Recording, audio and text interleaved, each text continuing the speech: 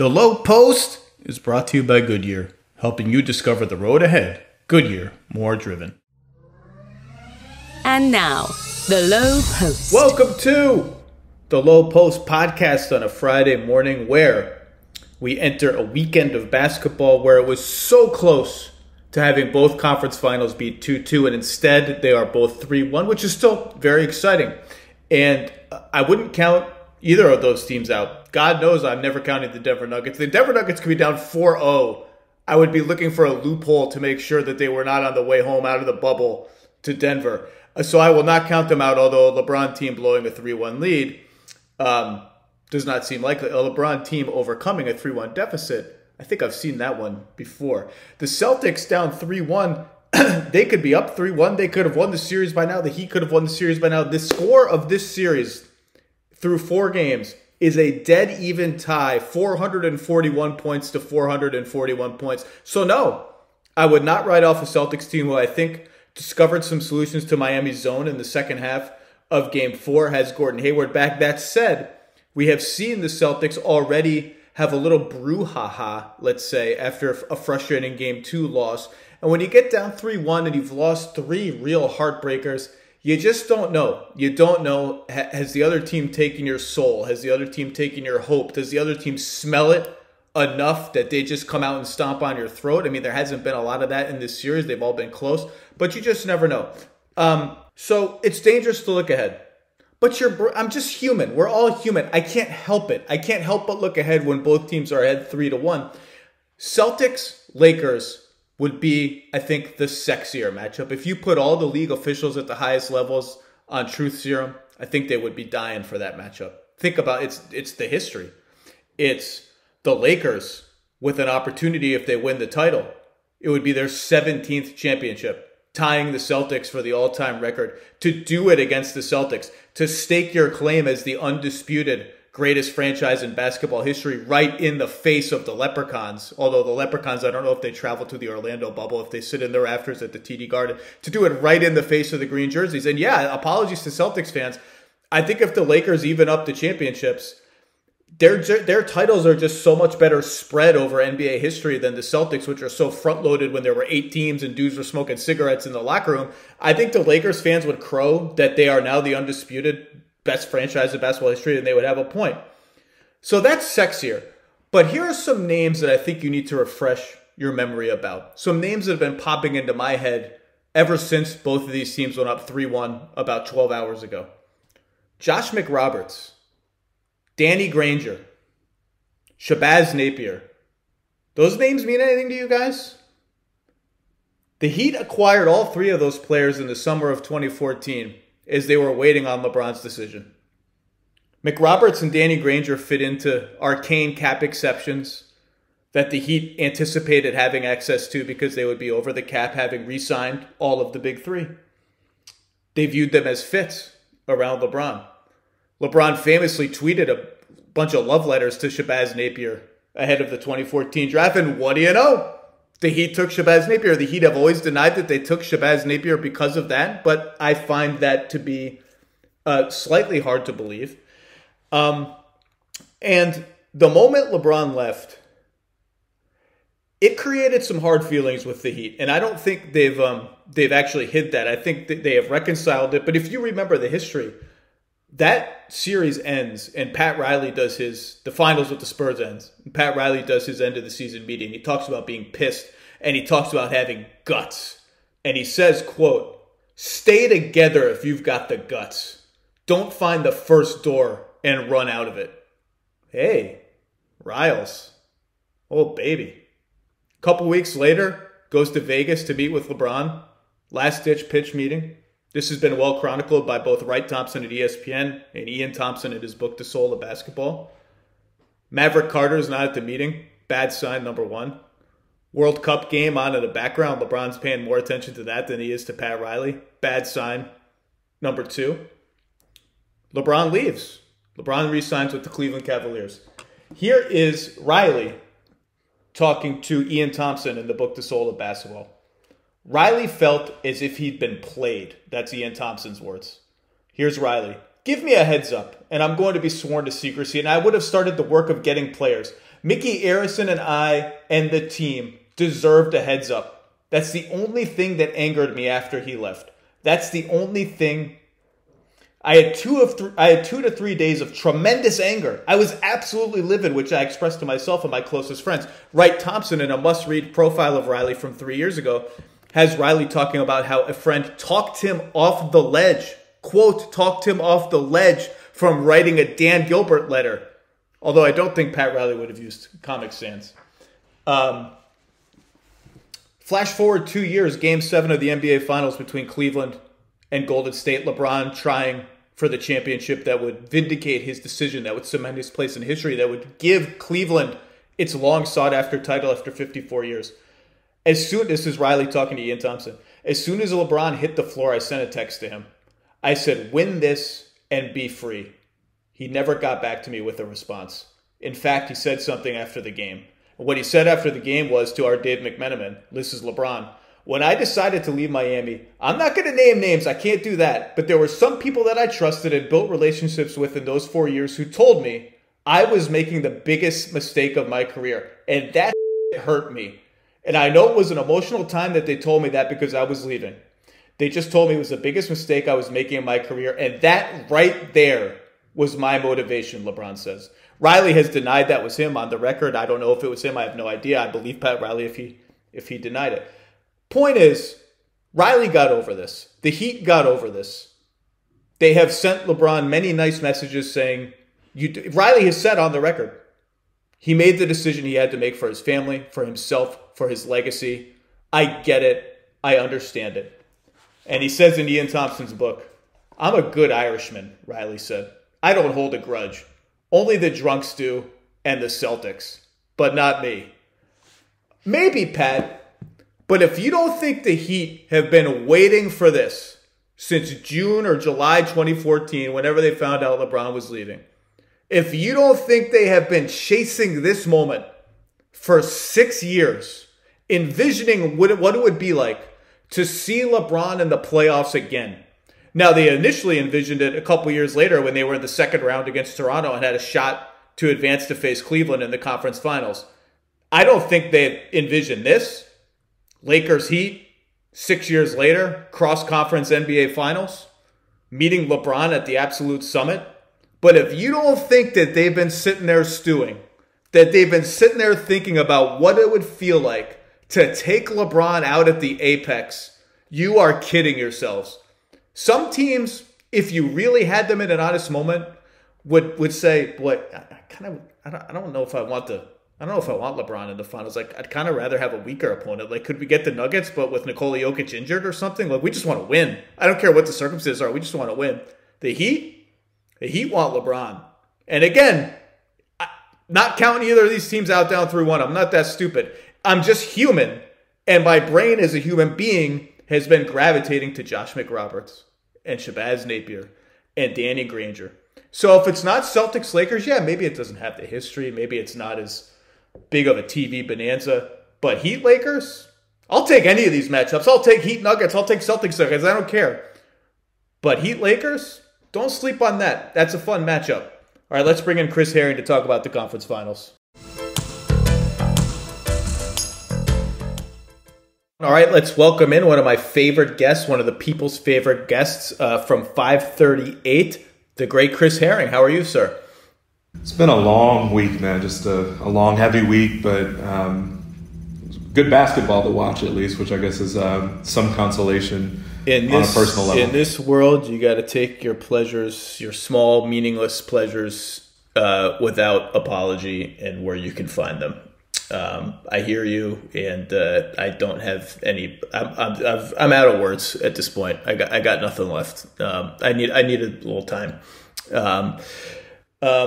So let's talk about silliness, which is basketball, which is really what basketball is in the scheme of things. Like silliness, like, you know, this is what I do. Like when people start, like when there's a big scary story in the Atlantic that everyone starts reading, and there's like bad virus news, and then there's the Breonna Taylor dysfunction and all this.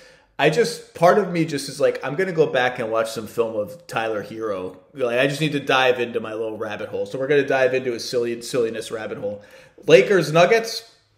The Lakers in just a grind of a game, and I mean that in as affectionate a way possible, a grind. Like you got to earn every bucket, every free throw, scrapping for loose balls, all that. Took a 3-1 lead against the Nuggets, and that sentence, took a 3-1 lead against the Nuggets, I've now uttered several times in the last month. So here we are again. Of course, this is LeBron James. This is not the Utah Jazz. This is not a Los Angeles Clippers team that just melted down and suffered a total team disaster. It's hard to see the Nuggets climbing out of this, but I will let you lead this discussion. What struck you about Game 4 last night, which I really enjoyed watching. I thought it was a fun game, even though it was not a pretty game. What struck you, or what are you looking for going forward? No, I mean, I think the way you described it to begin with is probably accurate. It was kind of a slog of a game when you get 60 between Anthony Davis and LeBron, and you look at the other side of the ledger, and this was not one of Jokic's finer games.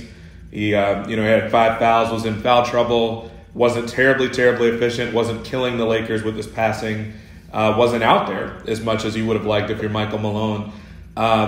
The idea that you really had to kind of battle through this game, that Anthony Davis looked like he got hurt at one point, pretty seriously. It looked like he'd been hurt a couple of times. And that LeBron is having to kind of take on the challenge of guarding Jamal Murray down the stretch. It didn't feel as if it should have required all that. You'll obviously take that win any way you can get it to avoid being at 2-2 going into Game 5. But yeah, I mean, it was a game that the Nuggets, that I'm sure they probably feel pretty sour about the way that went down. Looking at the free throw totals, looking at a couple of the plays where Murray gets blocked by LeBron. It was a tough game for them. There are a couple things though that I look at, and something's kind of got to give with their situation. I love Torrey Craig. I feel like you and I talk about Torrey Craig a little bit every time we podcast. Feels a little Maybe bit a little too much. If you think we're talking about Torrey Craig a lot, it might be too much Torrey Craig content. It might be, but I mean, it's just when you look at the games that have been this tight now, repeatedly in this series and obviously the previous series, it's just kind of brutal to see him line up these threes from the corner and be wide open more or less. It's just nothing there. You're not getting anything out of it. And to some extent with both of these series, it just kind of feels like if you shift one thing in, that something else is kind of going to fall through. And I kind of feel that way a little bit about the Celtics right now too. But I don't know. It's just I looked at a bunch of stuff. I was trying to figure out, if you take out Jokic's foul trouble, how different is the game? Obviously a big question. Like you said before, I just think the Lakers are a different kind of problem for the Nuggets right now. The Nuggets were good this season when Jokic was in foul trouble. I think they were 25-4 when he had 4 fouls or more in a game during the regular season. That's a stat, Chris Harry. You're bringing some stats. I didn't know that stat. I didn't know that stat. I was kind of surprised to see that. I'm not sure it's a thing, but I like it. I mean, it's probably a better record than they. I mean, it has to be a better record than they had when he had less fouls than that. But I don't know. It just feels like something where we've talked about the cuteness of the 3-1 deficit that they faced. It does feel like they have a ton of intestinal fortitude to be able to come back from that. Twice, no team's ever done it. I do feel like there was a little bit of a feeling, though, that you couldn't afford to do that this time, whether it's just the other players on the other side of the floor. There is a feeling that I have, and I'm sure that everybody has a little bit, that it probably won't play out that way this time. But at the same time, you're not ready to just kill them off entirely. As I said in the monologue, I am not writing off the Denver Nuggets until they board the bus to the airport out of Orlando, and not even if they lose. If they lose Game 5, I'm going to be like, well, are they going to play again? I don't understand. So not until they're on the bus. So let's take your comments and go two directions. Number one, Jokic. Jokic in the fourth quarter of the last 2 games, 0 points combined, 0 of 5 from the floor, 0 free throw attempts. I thought also last night he was just flat out not good enough when he was on the floor. Dwight absolutely worked him on the offensive glass. You look at some of Dwight's offensive rebounds in the first quarter when he had just seemingly 20 putback layups. He was a monster. Those were not offensive rebounds where he had some sort of spatial advantage when the shot went up over Jokic. They started relatively equal, and he just rooted him out or just out-toughed him. And at least two of those putbacks came when LeBron was on the bench. And you just can't give them those kind of found money points when LeBron is on the bench. You just can't. And so, and I thought Jokic didn't get the ball enough late. He had Markieff Morris on him. I think they looked to post up one time, and the game was already like 6 or 7 points by that point. And he missed a chippy, and Jamal was rolling. I just felt like Jamal was rolling until LeBron went on him. I just felt like with LeBron on Jamal, that was a place I would have gone, and they didn't. But Jokic didn't really earn those touches with his play in the game. Now, you want to clown Jokic for 0 points in the last 2 fourth quarters? Fine. Clown him. He's getting clowned on Twitter. Fine. They won one of the games, so, modulate your clowning for game 3 appropriately. Number 2, Jokic is second in fourth quarter points in the playoffs. Now, obviously, the Nuggets have a large sample size of close fourth quarter games. He has 94 fourth quarter points on 33 of 62 shooting from the floor. So, I'm just going to take it easy when a dude has made a series-winning go-ahead shot and, a bunch of other crunch time buckets. I'm just going to, dial it back on the Jokic clowning. Second point, Torrey Craig. More Torrey Craig content. What the people want. I deliver what the people want. Go back and listen to our old podcast, man. We always manage to talk about Torrey Craig a little bit. Hey, look. Maybe this is just all a ploy to get a 3-hour exclusive podcast with Torrey Craig. Just all in on Torrey Craig. I thought the Lakers defense on the Murray-Jokic pick and roll in game 4 was the best it's been all series. And the numbers, if you look at the tracking numbers, show when Murray shot out of the pick and roll, Denver was great. And Jamal was, I don't even know how he made at least 3 of those shots. The Jordan-esque layup, the lefty, 12-foot leaning, whatever the that was, and then the floater over Anthony Davis where I'm pretty sure Jamal Murray had only a vague idea of where the rim was, and he made it anyway. But other than that, when he passed, they got nothing. And I think a lot of the credit has to go to Dwight, because Dwight, unlike JaVale McGee, can corral those pick and rolls pretty high on the floor. He doesn't have to drop all the way back to the free throw line. He can get pretty high on the floor, which makes it harder for Jokic to get off the pick and pop threes. And you've seen it throughout the playoffs. When Jokic starts rolling from 3, it opens up everything else for the Nuggets. And he wasn't able to get good looks from there.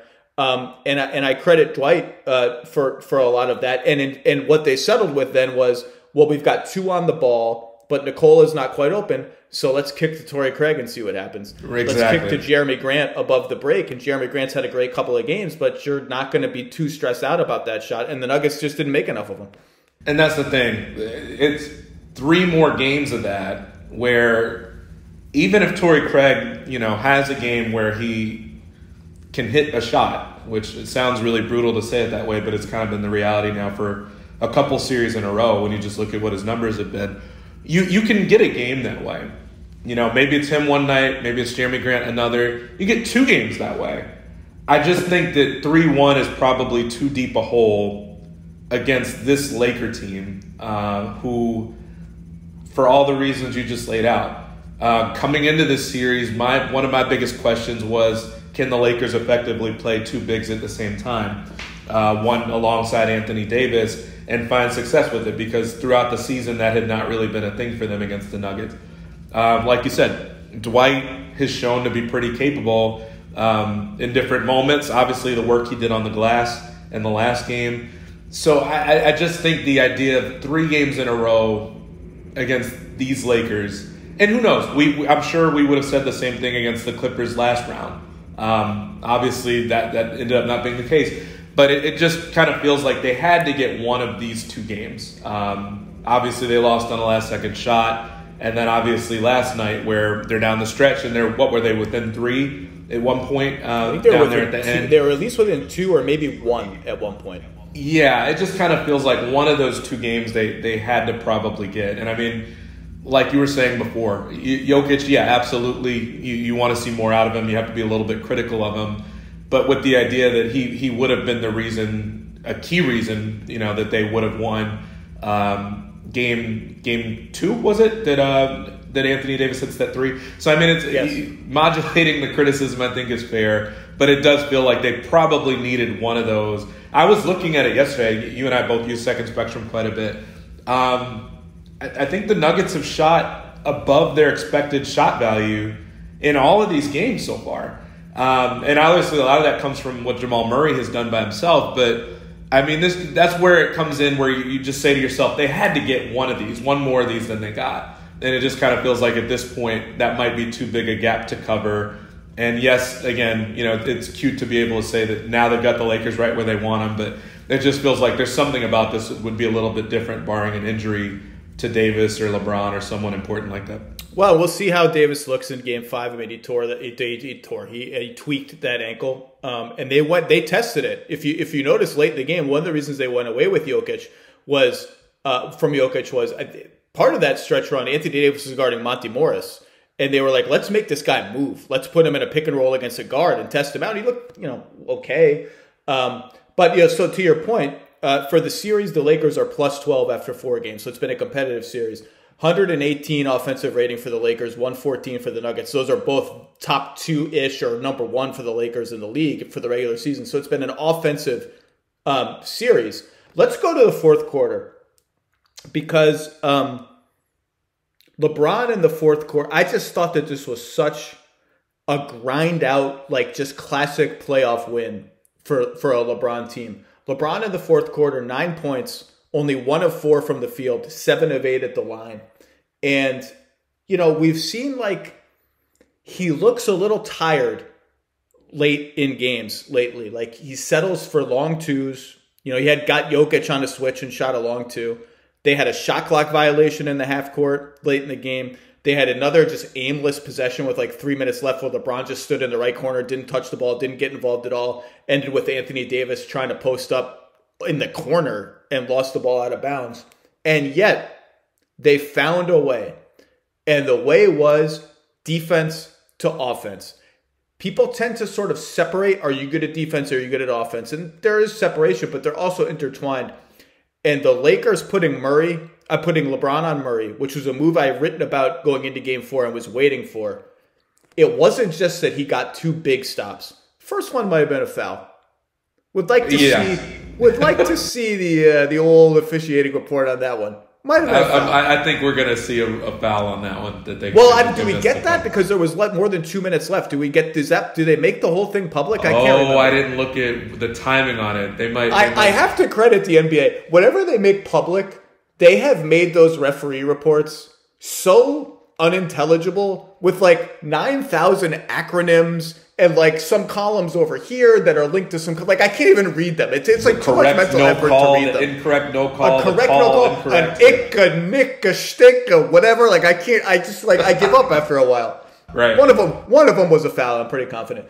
But it's not just the stops. It's that one of them led to a LeBron layup. One of them led to a Rondo jumper. And like there was another possession with like 5 minutes left where LeBron got a screen from whoever poor Michael Porter Jr. was guarding. And just got a little step on him and went up because he knew I'm going to get contact. And I know for sure the refs are calling it. And he got 2 of 2 from the line. They just manufactured points. And it's been a really interesting postseason for LeBron because I think there's the perception, David Thorpe has written about this a lot, that he's not LeBron right now. He's not quite the king that we've been used to seeing. And in the fourth quarters, if you want to clown Jokic, let me read you LeBron's fourth quarter stats. He is averaging 5.3 points per game in the fourth quarter, which is 28th among playoff players. Now, that's a silly stat because like Justin Anderson is ahead of him because of some random Brooklyn garbage time, okay? But he's shooting 42%, 4 of 19 from 3. He's shooting for the playoffs 19% on long twos. So the long two has totally deserted him. So I get it.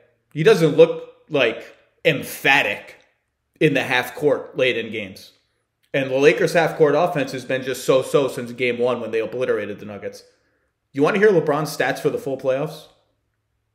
Well, you can read them off to me. I already know. It's my podcast. Let me read them off, Chris Herring. Fine. Go ahead then. 26 points, 9 assists, 10 rebounds. per game. Basically a triple-double, if we're being, generous. 54% shooting, 35% from three, 63% on twos, which would be the best mark of his postseason career. Let me repeat that because this is LeBron James. The best mark of LeBron James's postseason career. 40% of his shots are coming in the restricted area. That's a higher number than in the regular season. So for however he looks in the fourth quarter, and I agree, the optics aren't like, whoa, LeBron. The dude is having another absolute monster postseason. And when the chips are down, yeah, you want to blame the refs. You want to say it's a conspiracy. Fine, be that NBA fan, I guess. I mean, it ruined the whole game for everybody. I don't believe it's true. He's finding ways, and he's got the Lakers, and he and AD and the supporting cast have got the Lakers a win from the finals. Yeah, and that's the thing, because I remember we did a chat about this at 538 yesterday, and I was kind of teeing up some of my talking points and some of the numbers I wanted to use, and I was about to write about how gassed LeBron looks, which he has looked somewhat gassed in fourth quarters, but I think the only way to really characterize it fairly is to lay out what he's done in first halves that make his second halves look so un-LeBron-like. And so when a guy is shooting 70% in first halves and shooting as well as you just mentioned around the basket at the rim, then it stands out even more when he looks as if he's settling for jumpers that he's not hitting, by the way, in second halves and in fourth quarters. And we've seen that from him before. I'm trying to remember exactly which finals it was, but one of the things that stood out to me so much when he was still in Cleveland, for instance, was that there was that year where Kevin Durant had whatever it was with his foot or with his something, whatever it was, and he had missed like 25 games, and LeBron had played such long minutes, both just because Cleveland had kind of looked out of sorts at the end of the year, but they also struggled to make it through. Was it that Pacers series or whatever it was? LeBron had played such heavy minutes, and so it literally was just kind of this downward slope with LeBron's numbers from first quarter to second quarter to third to fourth, whereas Durant was getting stronger by the quarter. LeBron was getting, he was wearing down. And so we've seen it before. We're wary of it. But when you're starting at 70, 80% shooting in the first quarter, and you're doing everything at the rim and you're playing as hard as he's been playing defensively at this age, and we already know that, the numbers and the plus minus numbers that we've seen all season about how the Lakers drop off, even when it's AD out there and LeBron's not there. He's doing a lot of the heavy lifting. Well, you just nailed what, to me, and I'm guilty of underplaying it too, one of the 5 biggest stories, basketball stories, in the NBA this season was LeBron buying in on defense from day one. Absolutely. And I want to poke around what led to that, because he didn't do this in Cleveland. He saved his defense for the end of the season in the finals. He bought in from day one. He has been outstanding defensively all year. I thought he deserved serious all-defense consideration. And he's just... people are scared of him. When he's rotating at you, it's scary. And he and AD on the back line. I think one of the reasons that Vogel likes to go big, and it frustrates a lot of fans, I've even said they should play Davis at center more. I think one of the reasons he likes it is everyone knows size, rebounding. But like, even when you switch out Dwight onto Jamal Murray, you have Anthony Davis and LeBron James on the back line. It's like They can hold hands and stretch out their arms. They take up half the court. And there was a possession in the first quarter, in the first quarter yesterday, where Murray and Jokic were running a pick and roll on the right side of the floor, just a little to the right of the top of the arc. And LeBron's man cut to the opposite side. And LeBron was like, I'm just going to stay here on the right side. Like, I'm just going to play a one-man zone. So it's man-to-man at the top in a one-man zone. And then AD's kind of tag teaming him in the middle as a second zone guy. And you look at that and you're like, oh boy, that's a lot of arms and legs and scary dudes sitting waiting for me. And he's been outstanding, and he bought in from day one. And like, That's a culture setter thing. Like when LeBron buys in, and I don't know, I mean, like it's not that he hasn't bought in before. He's just getting up there, and he's third all time in minutes. He can't bring it every night. Nobody his age and his skill level has ever been able to bring it full throttle every night. But it really set the tone for their season, and it's continued into the playoff. That's where they make their bones. The Lakers make their bones on defense. Right. I mean, we saw it. Hell, we saw it in the bubble. That first game against the Clippers, where LeBron, just kind of locks up Kawhi to the point that Kawhi passes the ball out to Paul George, and then LeBron switches on to Paul George. And, that it is a tone setter, but I think the thing that we saw from Cleveland with that, one, Cleveland didn't have a lot of plus defenders on that team, but two, there would be those moments where LeBron would almost look frustrated either when he would try to turn it on or when his teammates would try to turn it on mid-game, and it doesn't work that way.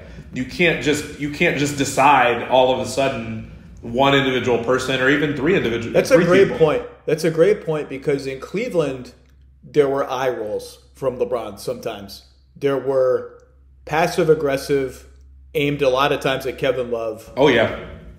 That hasn't happened at all. This is just a total human. I have no reporting on this. I'm just interested in the idea of it.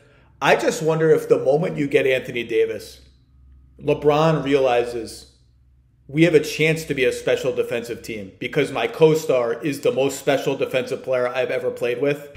Yeah. If we have a chance to be special, then I got to try to be special too. I have no idea. I've never talked to LeBron. I haven't talked to Rich Paul. I haven't talked to Frank Vogel. I haven't talked to anybody about why LeBron specifically brought this level of effort. But if I were going into those conversations, that would be theory number one for me.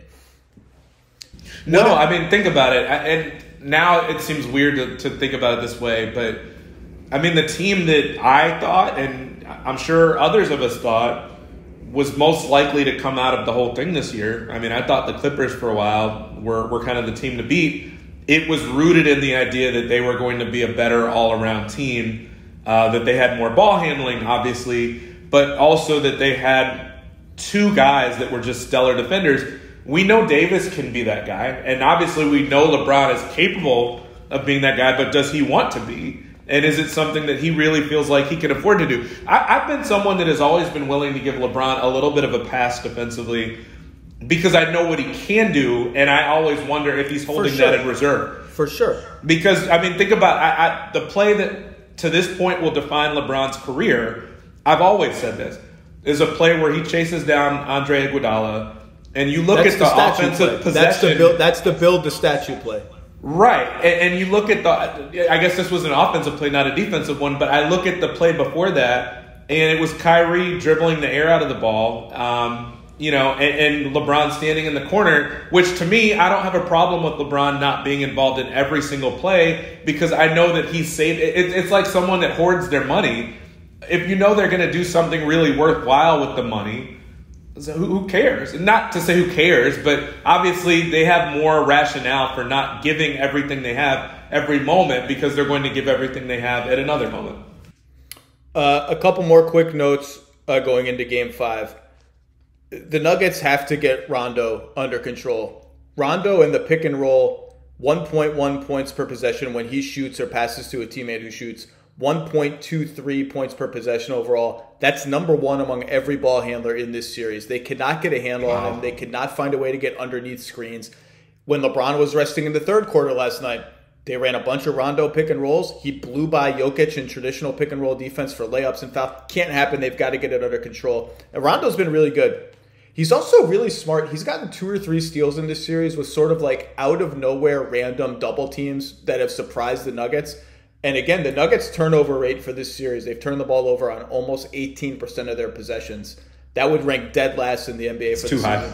You can't give the Lakers that oxygen. You can't. You cannot give the Lakers offense that oxygen.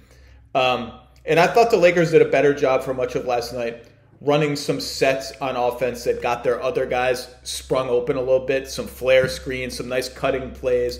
That's always a little litmus test. KCP got some good looks. Kuzma got some good looks out of it.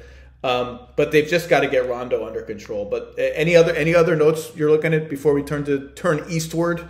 No, not really. Everything else I had was kind of just on Dwight and how critical the beginning of that game was. Because, I mean, we've seen Denver's ability to come back late, but when you give kind of that big of a cushion up front, and then you have to pull Jokic later in the game because of the foul issue, I really do feel like that was kind of the difference maker. Rondo has consistently been helpful for what the Lakers are doing. I think even more so than just a stat sheet. When we talk about LeBron and the fear that he's worn down or that he's going to wear down, the idea of having Rondo there just to facilitate just enough to where LeBron doesn't have to do everything, that's a big difference as well. But I think Dwight's minutes, particularly, it seemed like they took it personal as far as the criticism for the rebounding stuff the game before. Davis by the way, AD had 34 points and started the game just like a fire-breathing dragon from all over the floor. Right. It was ridiculous how he started that game. It seemed really clear. I try really hard not to get into people's heads as far as narrative stuff, but I mean, I don't think it would be surprising if these guys took what happened the game before personally. And so Dwight in particular just kind of owning everything on the glass early on. For someone that's not going to play a whole lot of minutes. I mean, what did he have last night? 23 minutes or something. So to play a chunk of those in the first quarter and really just to dominate the glass in a way that speaks volumes early. I just think that was a huge X factor. And I'm interested to see where the Lakers. This is a grimy, tough, nasty team. Like at base, they're not pretty to watch. I mean, some of those AD jumpers are pretty. LeBron obviously is going to have a spin move and a dunk and all that, but they're just tough. They're nasty and they're tough. And Frank Vogel has been a part of that. I mean, that's how Frank has liked to play since Indiana, like smash mouth basketball, all that. They've really taken to that. Let's turn to the East, where the Celtics are down 3-1. As I said in the opening, the collective score of this series is an exact tie at 441 points apiece. So on paper, you can't write this. You can't on paper, off paper, in the air, whatever. You can't write the Celtics off. The Celtics have a chance to win the series still. They are a good candidate for a 3-1 comeback. However, we already saw them go through a little bit of strife after Game 2. Then they lose Game 4. Just every loss is just heart-wrenching for them. They're all close. They're all coming down to the wire. And you just wonder if, with the Heat close to the finish line, you just wonder if the Celtics have taken one too many really close, heartbreaking losses to feel deep in their soul like, oh, no, we can still come back and win the series. I think they probably feel they can, right? Like they're a mentally tough team. They're really good. Getting Hayward back completely changes their team, and this will be his third game. He's getting his footing and all that. But you just wonder if they're down 10 in the third quarter. Do they feel like we can come back and get this? So I'm very interested to see how the Celtics come out tonight in Game 5.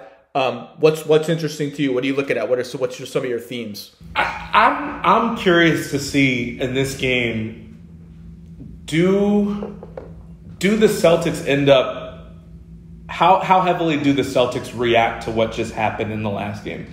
By that, I kind of am curious to see what happens now. Tyler Hero just played his ass off, obviously. And to me, it's interesting that, a game or two before that, you're looking at Dragic having played really well. Obviously, Jimmy Butler is who he is. He's not someone that goes off every game, but can. And you add all these things in. You obviously have Duncan Robinson that is going to patrol is going to be along the three-point line. And, the ability to throw Marcus Smart on people if they get hot is really great to have in your tool bag. But I just wonder when someone like Tyler Hero does that, and when you're talking about your best five, and, before coming into the season, maybe the guy that we thought was going to be their best scorer, who are you putting Kemba Walker on? And how do you kind of safeguard against Kemba getting lit up, depending on who has it? This is what I said on my podcast on Monday with Howard. I said the biggest adjustment the Heat can make is you cannot let Kemba Walker hide on Tyler Hero. You cannot let him get away with that. And finally, we saw it in Game 4. The Heat were like, we are going at you, isolation, pick and roll, whatever it is. We are not letting you hide on Tyler Hero. And so, I agree with you. I thought Boston didn't play its 5 best players lineup, whatever you want to call that lineup. I haven't liked any of the names I've seen for it yet. I think they played it 5 minutes in Game 4. I don't think that's enough, Because the one guy you didn't mention is the guy that's been the electrical current, just quietly killing the Celtics every game and sometimes loudly killing them, is Bam Adebayo. He's averaging like 21 and 10 or something. They just have not had an answer for him on the pick and roll. They've tried lots of different stuff, lots of different coverages, lots of different help rotations. The only thing that has looked profitable for them has been switching. And I think if I had to guess what Boston's defense looks like in Game 5, I think they switch more. And that gets easier to do on two levels when you play that lineup. Obviously, you have 4 super switchable defenders instead of just 3, although Tice looked good switching in Game 4. But when you have Smart, Hayward, Tatum, Brown, just boom, interchange, do whatever you want. It also gets easier to hide Kemba on someone who is not Tyler Hero or Goran Dragic or Duncan Robinson who can just shoot right over him.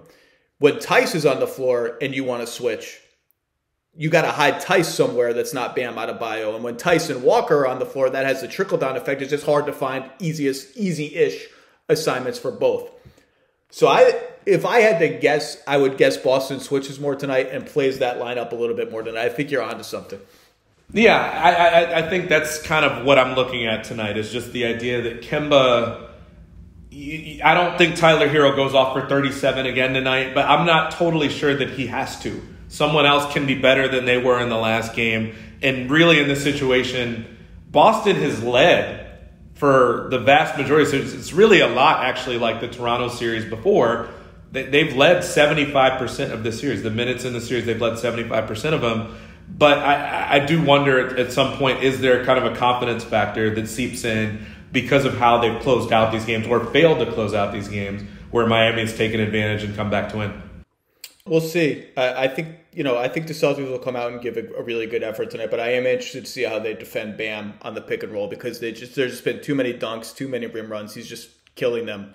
Can I ask you something about that? I mean, it's so interesting. I just did a story on Jokic yesterday. The whole premise of the story was kind of to look at how dominant and how often he just stands still with the ball, where he doesn't dribble. He's just surveying the court, basically. I kind of assumed when I did a stat request to a researcher that Jokic would be alone as far as how long he stands there with the ball, how often he stands there with the ball without dribbling. Bam was actually the guy at the top of that list. But obviously Bam is a fantastic passer as a big. Have you been surprised at how much Jokic and Bam have gotten these rim run looks and these 4-on-3 looks and the teams, I guess you have to kind of trap Murray when he's playing the way he's played. I guess that, at times Boston has felt the need to do that to Jimmy, which seems kind of misguided. But I don't understand why they did that to Jimmy Butler. Particularly, that Goran Dragic dagger 3 came where they trapped Jimmy Butler, and Bam is like, oh, I get to play Draymond Green in wide open space here. Boom. I don't understand that. I don't get it either. Does it throw you off? I know that you want to switch looks up as much as you can just so that nobody gets comfortable, but are you surprised that bigs with this sort of passing ability are getting this many 4-on-3 looks? Well, for the Celtics, it's been the Dragic-Bam pick and roll that's been the big problem because you can't go under on Dragic. He's too good of a shooter, and he's really fast with the ball. He has a good floater. And they put Duncan Robinson on the weak side, so you can't help from where you're traditionally supposed to help, although the Celtics have dared to help off him a little bit and just flowing back at him with really great urgency since Game 2. And so it's just hard. It's just Bam is so explosive that if he slips a screen and you just throw the ball up, he's going to go get it if your help isn't on time. It's just really hard. But I have been surprised that the Celtics were a top 3 defense in the regular season. It's not what Bam is going to do on the pick and roll. They've just got to be better, and I suspect they will switch more tonight in an effort to be better. But Bam has just been. And the other thing about Bam, it's fascinating. He's sort of becoming remember at peak Kawhi Leonard, there were stories written about how he was almost becoming Deion Sanders, where the teams just wouldn't even look at his side of the floor. Right. Bam is here are some stats on Bam from this series. Okay. Boston Celtics isolations against Bam. They've only 15 in 4 games. 0.462 points per possession. I mean, that's just like high comedy. Like, you just can't. You can't. Wow. Jason Tatum, even you can't. Kemba Walker, you for sure can't. Ball screens, Bam Adebayo has faced 108 ball screens on defense. 0.787 points per shot when someone in the pick and roll shoots or one pass away shoots. Less than 1 point per possession. Like, you just... And I saw John Schumann wrote about, like... And this is because Bam can switch, right? You just can't run a normal pick and roll. You can switch on everybody. And John Schumann very smartly was like, there is one slight downside of that, which is that Bam ends up on the perimeter a lot and not at the basket. And if you drive it, you know, there's nobody there. The Heat have countered that by playing a lot more zone where Bam can hang out in the back. But even without the zone, I'm just like, I think Bam just taking you out of a very basic part of your offense outweighs the detriment of Bam being a little bit of, like, he's just become Deion Sanders. Like, you just can't, like, Jason Tatum is an incredible one-on-one player. Bam is eating him alive. Like, it's like he's a big Deion Sanders. And the thing, I think I downplayed it. I mean, I'd have to go back and look at our predictions at ESPN.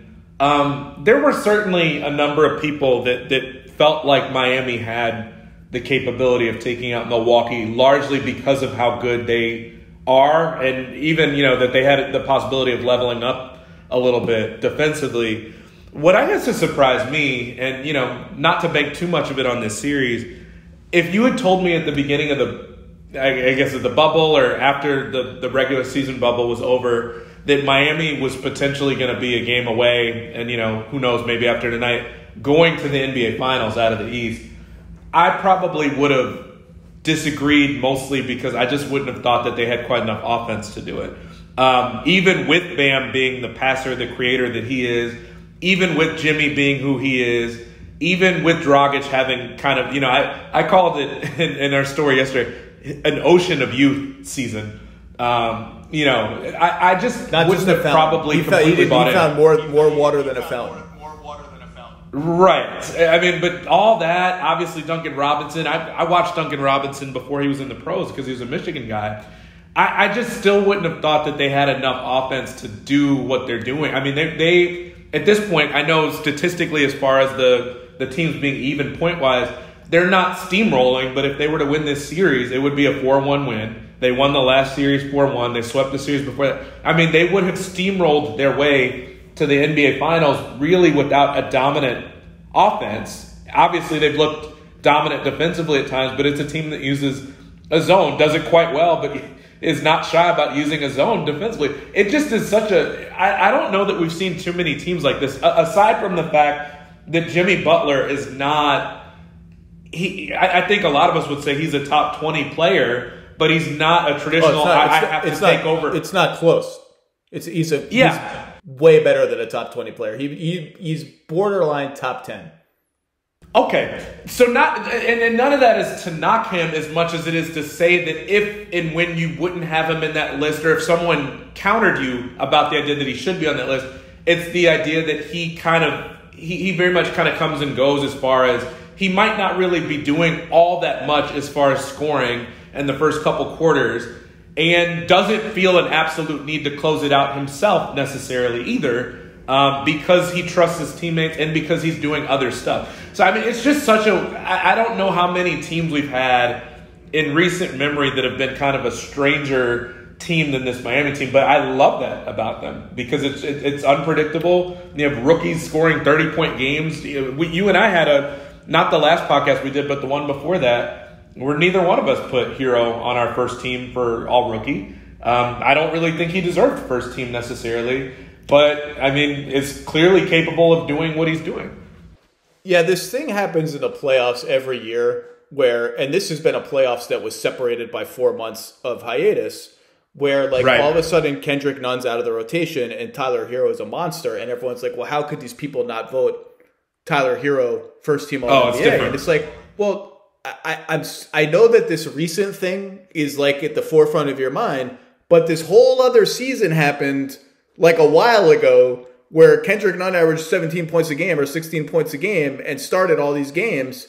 And Tyler Hero didn't, and didn't do what he's doing now. So I'm fine with that vote.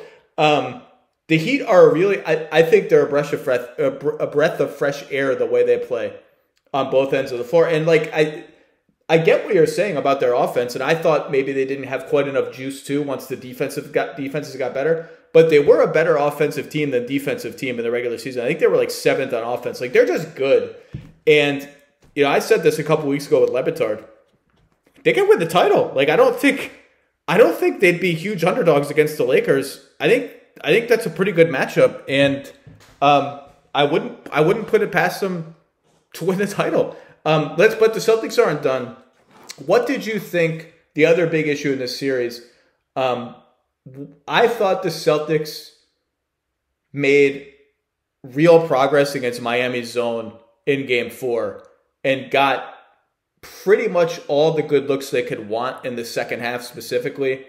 The one downside was they had 11 turnovers against the zone, which is just inexcusable, and some of them were just stupid.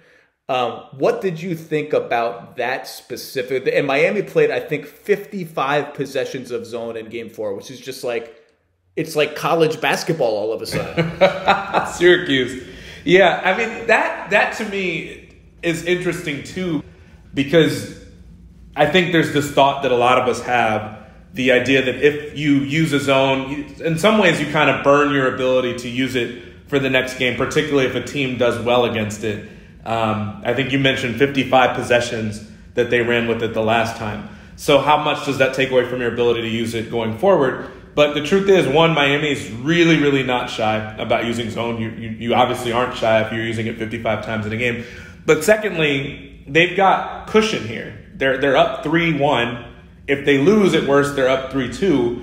And the idea that you don't have to use it straight through, you can kind of try it at different points in the game. You can try it if somebody gets hot. And I think that's kind of the cushion that they've given themselves. So that's what I'm curious to see now, is if they do that, if they're willing to do that. If they do it, does it throw Boston off? Does Boston have no trouble with it because now they've seen it? But even if they perform decently well against Miami's zone, I would expect to see Miami roll it out again, just because they really don't have that much to lose here, whereas the Celtics are playing for their season. And so I don't think the fact that Miami's back isn't against the wall, why wouldn't they go with something that they've had a decent amount of success with this postseason and this season?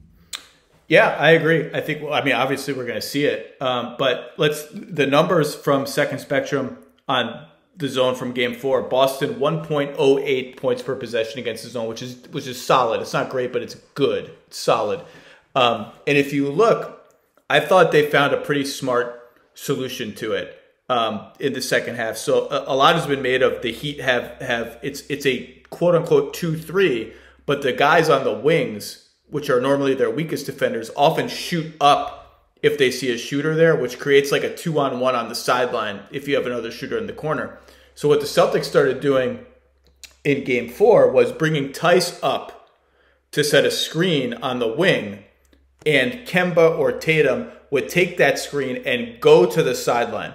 So two things have now happened if you take a screen to the sideline. Number one, going around that screen to the sideline puts the wing defender in a tough choice. I either have to shoot up to contain a good off-the-dribble three from Kemba or Tatum, and that leaves a corner shooter open, like Jaylen Brown got a good look out of that, or I have to sort of stay in between and just hope that Kemba or Tatum misses a good off-the-dribble three. Boston got great looks out of that. Their guys have also gotten smarter about when they catch the ball in that gap, fake a pass to the corner to get that guy to go back to the corner and then drive. The only problem then is that Bam is waiting for you. But I thought Boston in the second half got good looks against the zone, minus the turnovers, which were a disaster, and the Heat get a lot of credit for those turnovers. So I'm interested to see how that battle kind of goes in Game 5, because we will see, as you said, Chris, a lot of zone. And other than that, it's about, I thought Brad Stevens took way too long to put Kemba Walker onto Iguodala instead of Hero when Iguodala was on the floor in the stretch run. And I get that, because I think the thinking is we want to put someone on Andre who can rove a little bit and present a help threat at the rim, and Kemba's too little to do that. But I just think the damage Hero was inflicting was too severe. And so, there we are. I'm excited for this game. I don't think Boston is just going to bow out here. I hope they don't. It should be a good game. Yeah, no, it's interesting I think a lot of people on the outside that listen to people like us all the time say that Eric Spoelstra is one of the best coaches in the league. I'm enjoying this run in part because you're kind of seeing how and why and where that's the case. We've always had to hear about, the detractors that say, what did he really have other than LeBron and Wade and Bosh? This whole playoff performance, even in the strange year that it's been, this was a team that was not on pace for 50 wins, that now will have steamrolled its way to the NBA Finals, and has done it by out-coaching a couple of really, really good coaches. Coach of the year type coaches that make a lot of adjustments to what they're doing.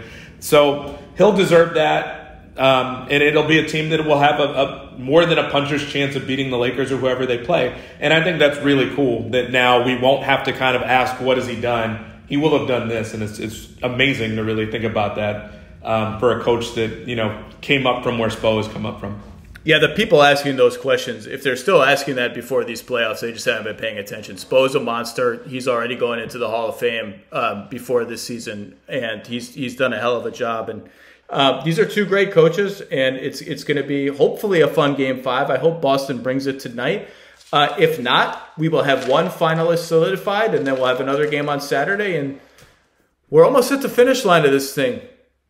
The NBA appears to have pulled it off. It has not been easy. It certainly has not been easy for the players who have had, and the coaches and the people away from their families, the staff members. It's not a long-term solution. You can't live life like this. But apparently you can finish a season if everyone's willing to give it a go, and we're almost there. Mr. Herring, your work at 538 is always outstanding. I always love having you on. We had some technical snafus today, but we made it work. Enjoy the games, my friend. You too. Look forward to talking with you soon.